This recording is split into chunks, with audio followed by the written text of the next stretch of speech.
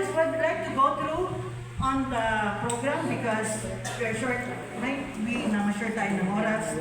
So, after the top one or covenant in CFC, there's going to be a total silence. Just have to reflect on the top, and then if you have question, then you can write down your question. We are going to give you piece of paper so that you can write down the questions that you would like to raise during the open forum sa afternoon. So we have now, may I call in the Brad Ming Daude to introduce our speaker.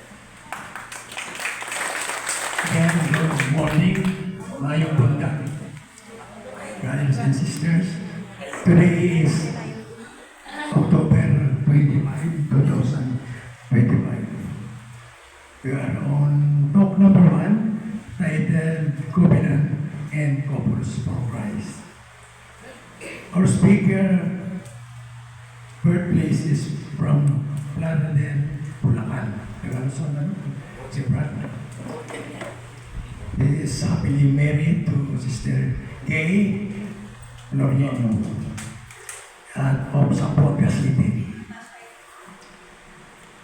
They are blessed 3 children, 2 boys and 1 girl.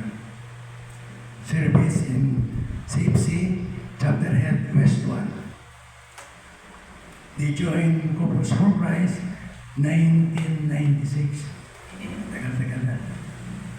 Present occupation, retired government employee. Brothers and sisters, please join me to welcome our speaker, Brother Chris Floriano.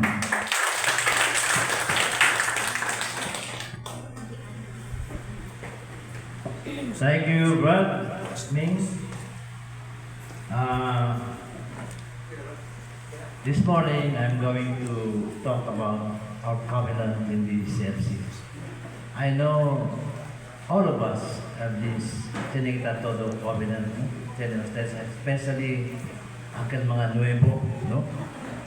Diamond Covenant, bindaan niya ngayon, 1996 pa. Naupod yan. Pero, it's still a covenant, no? So, in the CFC, si aksepta ka na ito na CFC, pwede man siya makano lang? Okay. Aksepta ka na ito na CFC, tadali sa ka na ito as a condition and tala makita covenant of the couples for Christ. Si observa kita na di ato ng covenant, kanya todo ka mga kosa kita debe asin. Para kita, pilit kita na Lord, no? So, na Bible, si tali kita, siya dos part in the Bible, di ba? Sabi kita, kung sakit, sis, dos part in the Bible. Okay. The New and the Old Testament. These two parts of the Bible, pa-consider namin kita sa covenant. No?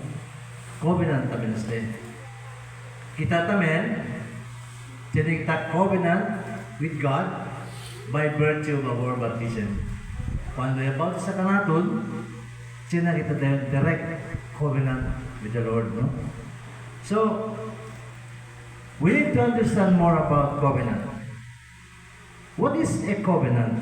What's a covenant? No?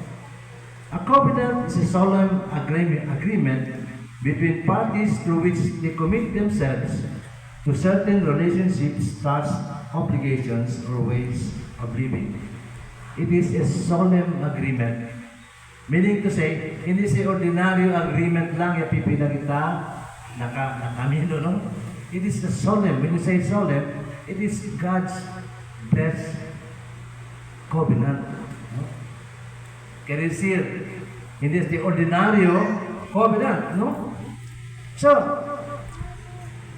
in covenant, there are 2 types of covenant. One is between parties equal in power and position. No? Equal in power and position. Dali kita concrete example, El Maritable na.